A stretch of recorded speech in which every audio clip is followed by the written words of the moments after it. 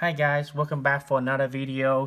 Today I'm going to do a quick review on the Walther P99. Thank you Mr. Pond here in Wichita, Kansas, the sponsor for this video. Check the description below. Great people. They have tons of used firearm here in Wichita, Kansas. So there's huge inventory and great people, family owned. By somebody that live here locally. So if you here in Wichita, Kansas area, or you're being stopped by Wichita, check them out. I will put their contact in the description below. So let's get started. Today I'm gonna do a quick reviews on the Walther P99 QA. Probably correct me if I'm wrong. Stand for quick action. This particular firearms is made in Germany, imported by Smith & Wessons. And Smith & Wesson also make a knockoff version of this. It's called the Smith & Wesson 99, with the magazine were compatible with this P99 as well. Do a safety check here. Some of you will be a little freaked out. Clear. So let me start with the barrel. The barrel was 4.2 inches and is chambered in 40 and Smith & Wessons.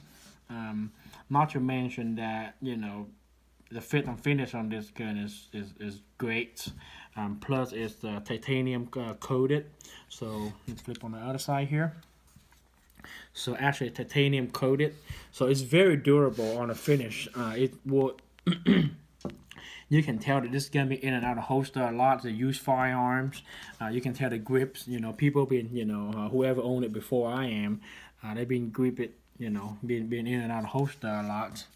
Even back here too. So we'll pretty much polish by hand polish pretty much. Keep walking in and out of holster, but you cannot tell in the holster wear on the slice, and that's a good thing about titanium coating. I just want to show you that the titanium coating is really phenomenal. I have, nothing bad to say about it. Okay, take down lever. I'm going to show you how to use this in a little bit. This is a slice release and ambidextrous magazine release right here. It's on both left and right. So I'll put the magazine in, release, and release. So I'm not going to compare this to a lot of genetic firearm because you can't compare it. This firearm is a double action only, so it's not, you can't feel a reset on the trigger, and it's a long pull. It's ideal for combat shooting, for a backup truck gun, or for what you call it, in the glove box, or backup home defense gun, secondary home defense gun. In terms for me to carry it or not, I probably wouldn't carry this particular firearms. I will tell you why in a minute. Not because I dislike this firearm, guys. I like I told you in the past, the fit and finish on this gun is phenomenal. It's about $400 on the street, new. Well, about $450 new, about $400 to $350 used. But if you put this gun to the same price range with other firearms side by side, you will not get the fit and finish like this gun. And I'm not gonna throw anybody off the bus here. I saw some $400 or $5 firearm, and you look at the fit and finish on it, it's really crap. That's my opinion. I know a lot of you don't want to hear that, but it's facts. So let me kind of distract here. Fully adjustable rear sight, so you can adjust it, go left and right. That's pretty simple. And this also come with a slice indicator right here. And to decock this thing, that's the reason I don't want to carry this firearm particularly, because of this function. You see this right here? That's a decocker for this for this Walther here. By pushing this, and you hear that click in a minute. I don't know if you hear that, but that click on there would mean that your gun is fully decocked, it's safe, and I do a safety check earlier. So let me take the mag down. You can't really pull the trigger now because, see that? It wouldn't go anywhere. So that's why I say I wouldn't use this for concealed carry firearm, because I myself, I carry a Kydex holster.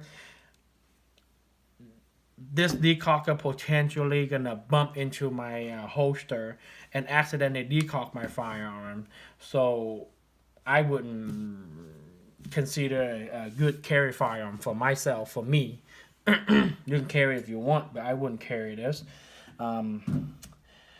The total weight of this firearm is 26 inches. I mean 26 ounces. So not 26 inches. I apologize for my make my mistake. 26 ounces, and come with a 4.2 inch barrel. And taking this firearm out is very super easy. That's why I want to show this takedown lever here. I turn it around to my side, make it easier for me. Safety check. There's a decocker. Press the decocker. Hold it, pull the slide back about 1/8 of an inch, and then pull out the lever, takedown lever, and slides right out. Not a bad firearm, guys. When you buy firearms, especially something that you want to own it for long terms, you want to take it out and look at the slice, because you can determine a firearm a lot by just looking at the slice, the fit and finish of the gun. Would I pay really good detail to the firearms? It would be a good firearm for you to own. You see that I put my hand in there in the rail and the internal. You don't see any sharp edges in the firearm here. I didn't see any sharp edges on here at all. They really spend a lot of the time of deburring all the sharp edges of this slice, and the fit and finish on this gun is phenomenal. I would give it a 10 out of 10 for the fit and finish of this gun, and they really pay a good detailed attention to these firearms, and I don't see any negative. Well, rewind. There's pro and con on all firearms, and you can't really, throw anybody off the bus for, making a bad firearm here. And I don't want to mention any name, and then, like I tell you in the past, if you put a $400 gun next to this firearm, and this particular Walther would throw all of them off the bus. The fit and finish on this thing is really, really phenomenal. I really like this gun. I kind of like this gun. Shooting wise, I wouldn't compare this to a Glock or HK or you can't compare, guys. You compare an apple to an orange. You're not comparing apple to apple. And I also have and then put it back together, and I'll show you one other gun I have, which is. That's it. Ta-da! Very easy to put it together. I'm gonna compare this to my HK P30. So same thing, German made, but this costs half the price of the Walther here. I keep this HK next to my bed the whole times.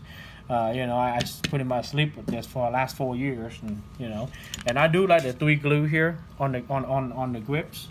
And you really can feel it, it's ergonomic wise, it's really, really good in your hand. Same thing with this Walther. It feels really good in my hand, and it comes with a back strap. I believe it's a large one. I have a bigger hand, so it's fit me perfect. I don't have to change it out or anything. Great guns for the great price. I don't think I would have anything bad to say about this gun. All gun is have pro and con, and there's no one gun that is make or designed perfectly for you or for myself. I've been reading a lot of articles about this gun. Now, this was brought in the early 2000s.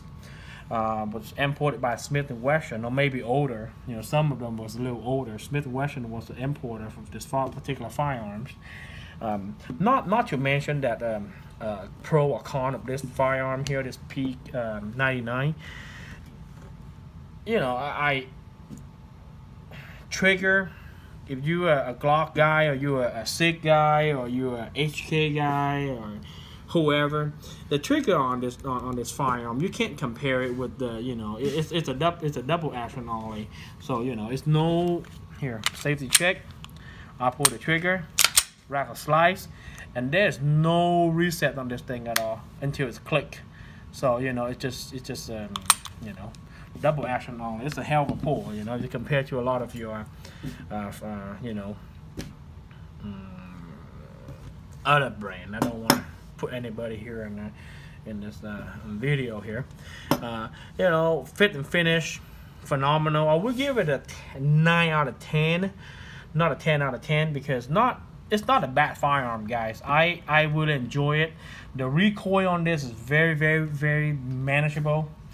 Smith and Wesson, it's the, you know, 40 Smith and Wesson S&W. Well, it's a polymer coated bullets, which I love for on my 40. It's made by Federals, and like I said, I don't get paid by anybody here. I'm just doing honest reviews. I shoot it. I put about 50 rounds through these firearms, and I am very impressed about the fit and finish, the recoil, and the way it shoots. Other than the, you know, double action, you really need to get used to this, guys. Cause I am shooting a lot of revolvers, so I get used to, you know, the double action, which is nothing new for me. And it's not a bad gun to own if you really want to use this for secondary home defense, or glove box guns, or you know, a man cave home defense, or, you know, next to your house, or, you know, next to your bed. It would be a great option.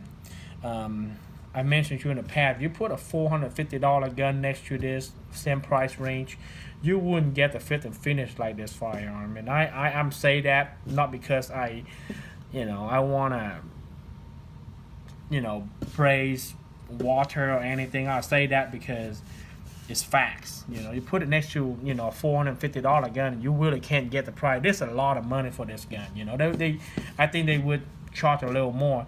My freaking HK cost me almost $900, and have the same quality of workmanship of this, you know, $500 Walther. So that's how I would put it that way. That's why I didn't carry my baby HK. You know, it's cost a little bit too much for to put it on your hips. That's all I want to cover. Thank you very much, guys. Please like, share, and subscribe. If you have any comment, please leave a comment below. And thank you very much, Mr. Pond here in Wichita, Kansas, that do a sponsor for this videos.